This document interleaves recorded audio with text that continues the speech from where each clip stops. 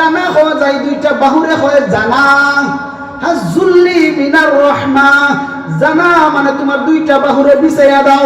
পিতামাতার সাথে তুমি উত্তম আচরণ করো, নরমাল ভাষায় কথা বলো, ভদ্রতা বজায় রাখো, সুন্দর সুন্দর কথা বলো, তাদেরকে খেদমত করো।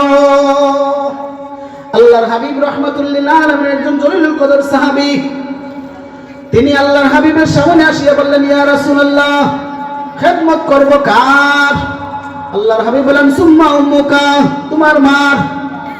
আবার প্রশ্ন করলেন, ইয়া রাসূলুল্লাহ, খেদমত করব কার? নবীজি বললেন, সুম্মা উম্মুকা, তিনবার বললেন। চতুর্থবার বললেন, ইয়া রাসূলুল্লাহ, তারপরে কার? বললেন, ওয়া আবিকা, তোমার পিতার। এরপরে কার? এরপরে তোমার আওলাদ বলতে সমস্ত মানুষের। তাইলে মার কথা আল্লাহ পাক রব্বুল আলামিন মুহাম্মাদুর রাসূলুল্লাহ সাল্লাল্লাহু আলাইহি ওয়াসাল্লামের পবিত্র জবান মুবারকের বাণী, মার কথা তিনবার বলেছেন, বাবার কথা একবার বলেছেন, আত্মীয় স্বজনের কথা একবার বলেছেন। মার কথা তিনবার বলার কারণ কি রে আমার ভাই? মার দাম বেশি না বাবার দাম বেশি?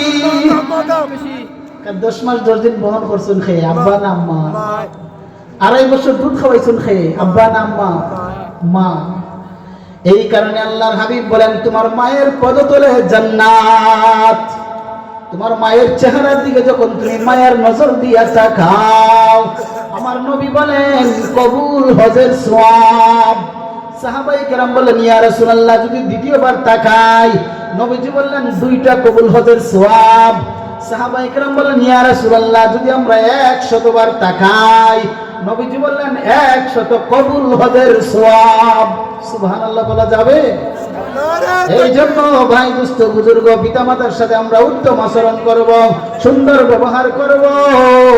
মায়ের চেহারার দিকে আমরা তাকিয়ে তাকিয়ে কবুল হজের সওয়াব।